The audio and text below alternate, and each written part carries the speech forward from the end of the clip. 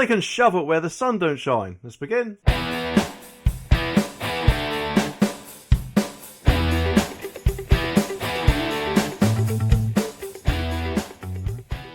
Now, of course, there's many people out there who have got a smart meter, me included. Not because I want to save energy or any crap like that, but because it's kind of handy to see how much you're spending on a certain day. And to be honest, I never really liked the idea of them saying, well, I estimate you use this much, so I'm going to bill you for it, even though I might not have used anywhere near that. And yes, I know I obviously could have given meter readings, but I'm a bit too lazy for that. And obviously estimated was always on their side. I mean, I couldn't have rang them up and say, oh, do you know, I estimate owe you bugger all. And was getting a bit sick and tired with it, so I opted for a smart meter a little while ago. However, it appears that everyone with a smart meter could soon be a bit, let's just say, screwed, including me as well, unfortunately, if this article's anything to go by, because it says that Brits with smart meters are set to pay higher bills at the busiest times of day under new plans. So what's this going on then? Well, it says that Ofgem has said to propose dynamic pricing and could be affected by the weather and how much power is produced by renewable sources of energy. Oh, here we go. Oh, the wood green agenda again. It's just like there's no escape from it, isn't there?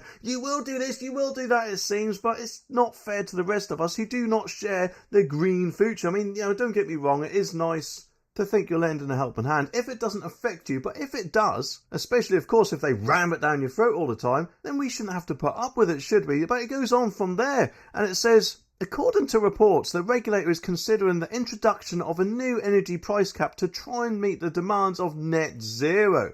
They said that the new plan would try to encourage customer flexibility, or just makes me wonder what that means, by basing the cap around how much electricity costs during the day. And this means that under the new rules, Britons would pay more to their suppliers when the national grid was at its busiest and less when it gets quiet. And at first you might think, well, that might not be too bad because, I don't know, I could put my washing machine on in the middle of the night and save myself a couple of quid or something like that. But it also says that, however, this would be affected by the weather with more power coming from renewable energy sources when the weather allows. So that off-peak rate during the night might be higher because obviously you can't use solar during the night or something like that. I mean, admittedly, I could be wrong. It would need us to have a look at it when these figures are announced, and unfortunately it doesn't look like we're going to get the safety net offer that we currently got at the minute, because it says that the Telegraph reports that this would mean the end of the current energy price cap and take customers back to a time of use tariff last seen apparently in the 1970s, which obviously is 50 odd years ago, isn't it? And let's face it, we've got much more electrical appliances nowadays than what we did back then, so it's just going to be a nightmare in my opinion for quite a lot of us. And the basis of this system apparently is to charge customers depending on what time of the day they use electricity. I'm guessing probably any time of the day. Just makes me wonder how long it will actually be before they can track how much power a certain item is using in your house, and if it uses several kilowatts an hour, more compared to, I don't know, an electrical alarm clock or whatever which uses a lot less, then they'll charge you more for that certain item. I mean, it is starting to become a slippery slope, isn't it? But it continues and says that this would work in either time bands that are divided into peak or off-peak or linked to half-hourly wholesale market prices, which there are tariffs around which do that at the moment, aren't there? Octopus has one. I can't remember what it's called. Agile, I think it is. And don't get me wrong, I have checked this out in the past. I'm not currently with Octopus, but I have had a little look at it. And there are times of the day, admittedly not every day, but on some days when they pay you to use the electric. And no doubt, of course, that is what they'll say to sell you on the whole thing. And the reason for that is because apparently they got too much power in the grid and they need to offload it at a cheaper rate. However, that's only for those half-hour slots, and the rest of the day could be completely different every half an hour. I mean, I don't know about you, but if I want to watch telly or put a washing machine on or do whatever, I don't want to go online and check if now would be the right time to do it. The thing is, though, with this particular Octopus tariff, they don't stick to the Ofgem price limit, and it could go much higher than the 29p or whatever it is per kilowatt hour rate it is at the moment, up to £1 an hour. But obviously you have to agree for them to do that to join the tariff in the first place. And when electric first went up, who knows, that could have gone up to £1 a kilowatt hour for several times a day, in which case it'd be like, no, don't turn it on now. You'll have to eat sandwiches for dinner instead, because I am not cooking. Just imagine it, can't you? It must have been an absolute nightmare.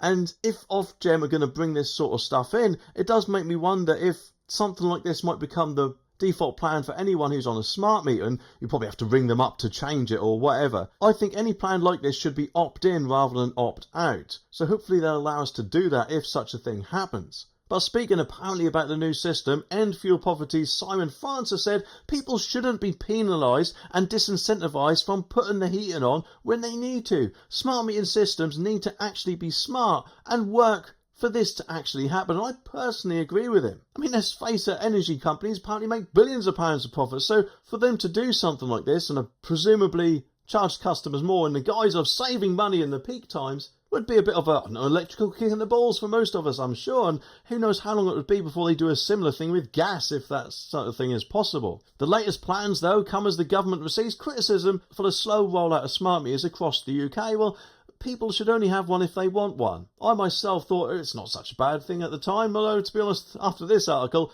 I'm not too sure.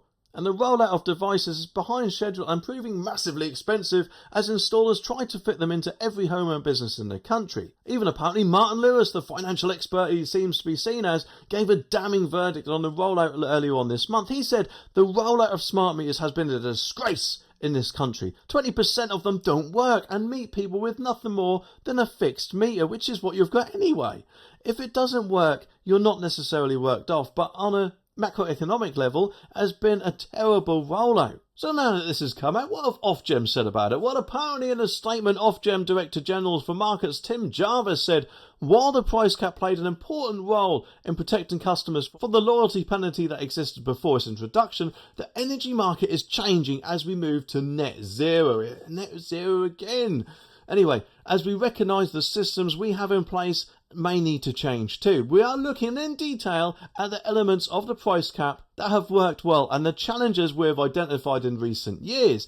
And while we're also considering how a wide range of future consumers will use and pay for energy to make sure we develop the right measures that will protect and benefit customers from across the board. We will continue to work with government, industry, consumer groups, charities and the public on the future of pricing regulation. And our aim is to ensure that the market works for everyone. Well, unfortunately, I think the only people that this might soon work for is millionaires or rich people or well-off or whatever. Unless, of course, I could be wrong. And let's face it, I hope I am, because the last thing I want to do is to consult my tariff rate if I want to make a cup of tea. And just thinking about this for a second, how long will actually be before, I don't know, something like the water companies do a similar thing with everyone who's got a water meter? It just seems that might be the next logical step for all other utilities. Although, to be honest, if anything, I think that'll be far in the future, because let's face it, when this rolls out, a lot of people, including me, probably won't be too happy about it. Unless, of course, it will save us money, but I don't think it's gonna, especially when you hear the words